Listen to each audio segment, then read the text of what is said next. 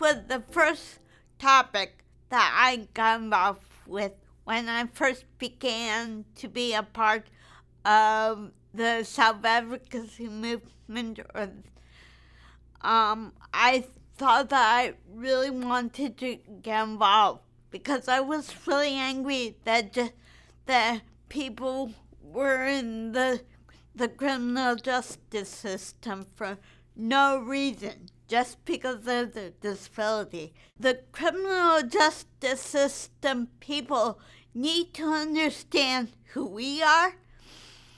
For example, if I talk funny, or if I walk funny, or if somebody walks funny, or I have several friends of mine who people might think that they're drunk, or I don't know, but that's who they are, and the criminal justice people need to understand. That was Liz Weintraub, a longtime disabilities advocate. And on September 7, 2018, she spoke before the U.S. Senate Committee on her concerns regarding the nomination of Brett Kavanaugh to the United States Supreme Court. On that day, and as she continues to, she identified herself as an individual with cerebral palsy, an intellectual disability, and diabetes. Liz hosts an incredibly insightful and excellent weekly series called Tuesdays with Liz, where she discusses topics around disabilities such as policy, politics, and events and issues going on in the community, and I encourage everyone to watch. Today, I wanted to talk about a very serious topic, and that is the intersections of intellectual and developmental disabilities in our criminal justice system. Specifically, I want to talk about how people with intellectual and developmental disabilities are treated as offenders and suspects of crime. In 2017, ARC's National Center on Criminal Justice and Disability reported that people with intellectual and developmental disabilities represent 9% of the prison population, yet only comprise of 3% of U.S. citizens. Whenever there is a disconnect like there is here, and like there is with race in our prison system, we have to start asking questions. So I wanted to start by going over a few statistics, general statistics with everyone. And these statistics were gathered from the ARC of the United States website, as well as videos published in 2017, Schatz's Stanford Law Review in 2018, and the RTC on Community Living through the University of Minnesota, which were videos that were published in 2015. Most individuals with intellectual and developmental disabilities are law-abiding citizens, but persons with intellectual and developmental disabilities are more likely to have interactions with the police than those who don't have them. In 2017, there were at least 25,000 people in our prison system with intellectual disabilities or developmental disabilities, and that number is likely underreported. People with intellectual and developmental disabilities very seldom get equal justice in the criminal justice system, and that goes for both offenders and especially victims, too.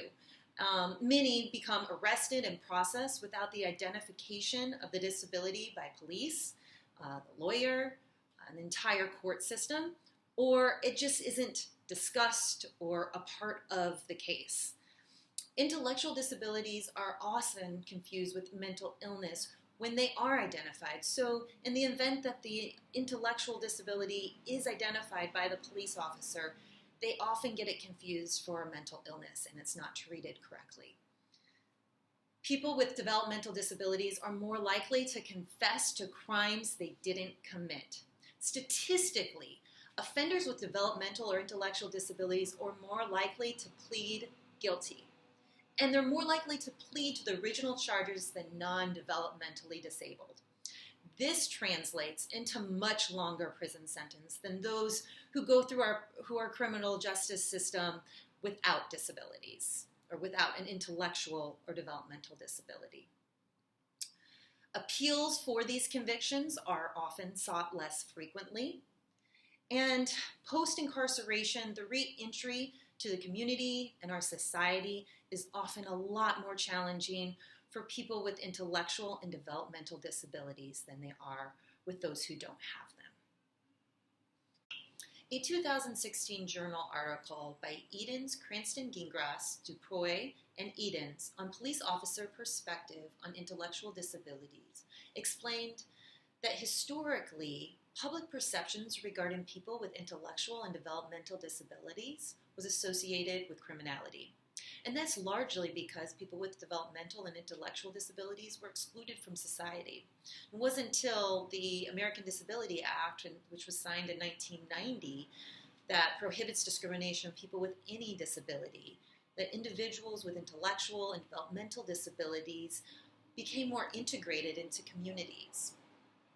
So while a growing awareness of the vulnerability to mishandling the criminal justice system has emerged now that there's just more awareness, police officers still receive very little training on how to identify and interact with people who have an intellectual and developmental disability.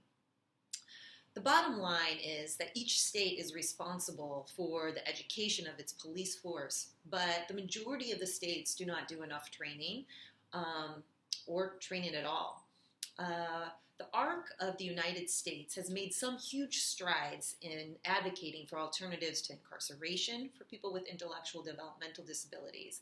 And they also have created nationally recognized training programs for law enforcement, attorneys, judges, and communities in general on how to interact with people with intellectual disabilities.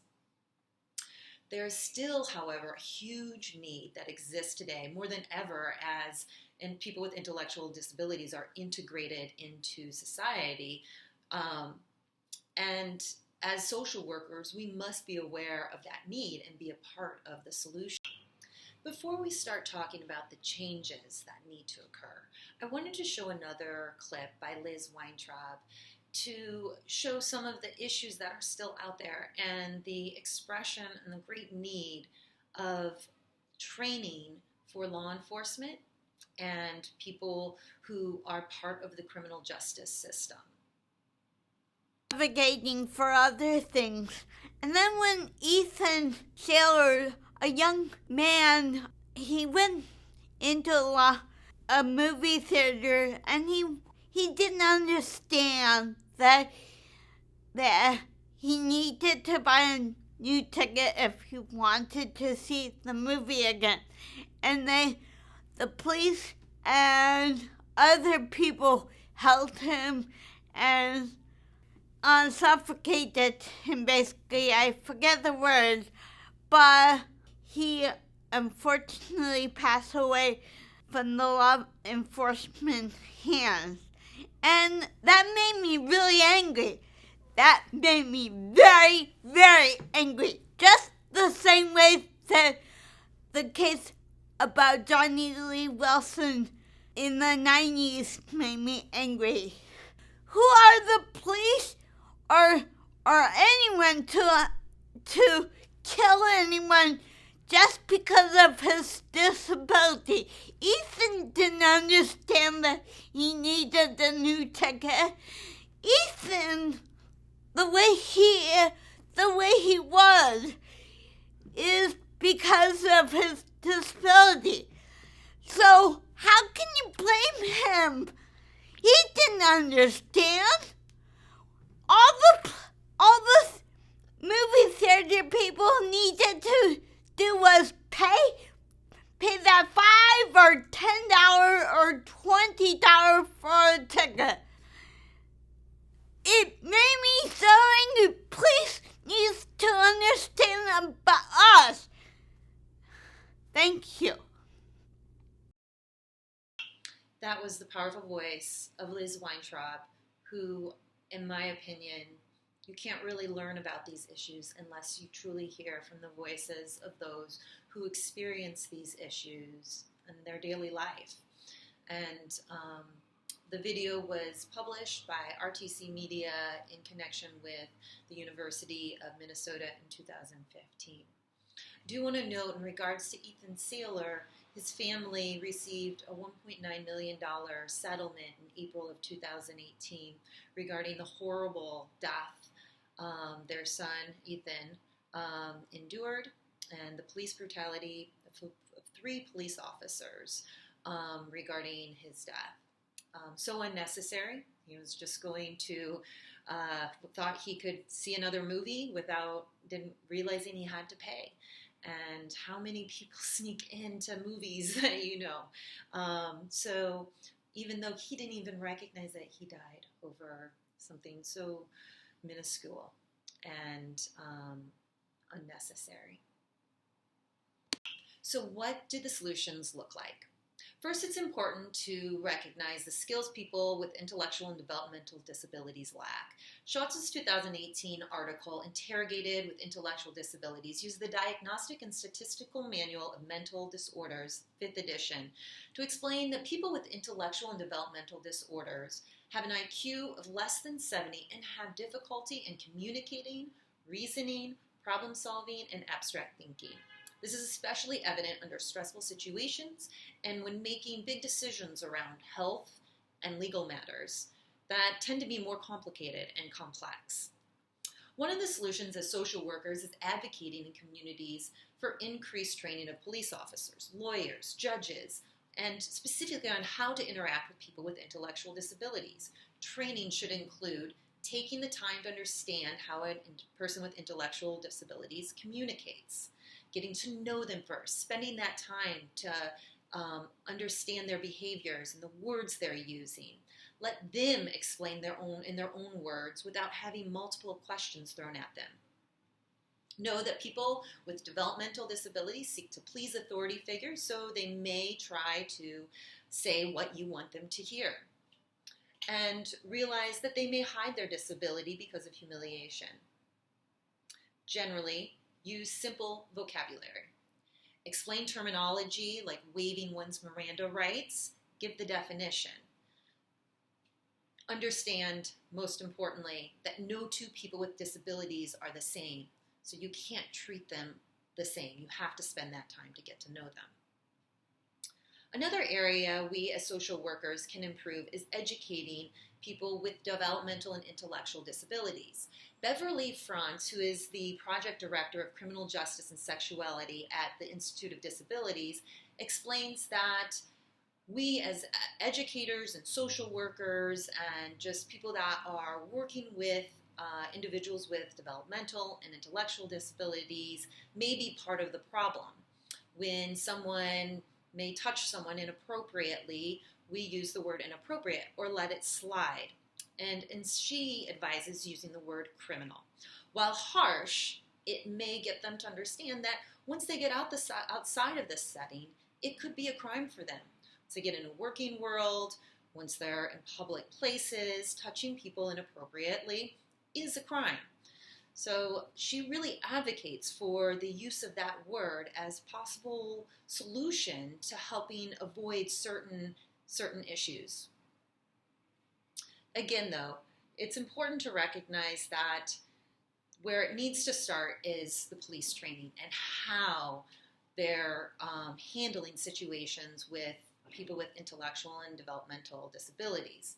Schatz's 2018 article, again, explained that, or estimated that 25% of the convictions by people with intellectual disabilities are false confessions. In 2008 and again in 2011, Robert Persky, through years of research, created a list of 75 persons with intellectual disabilities that were exonerated from false confessions. And this is after serving years and years of time and their life in prison. Police and the entire criminal justice system must do better. And we as social workers must demand it through policy and education. Thank you.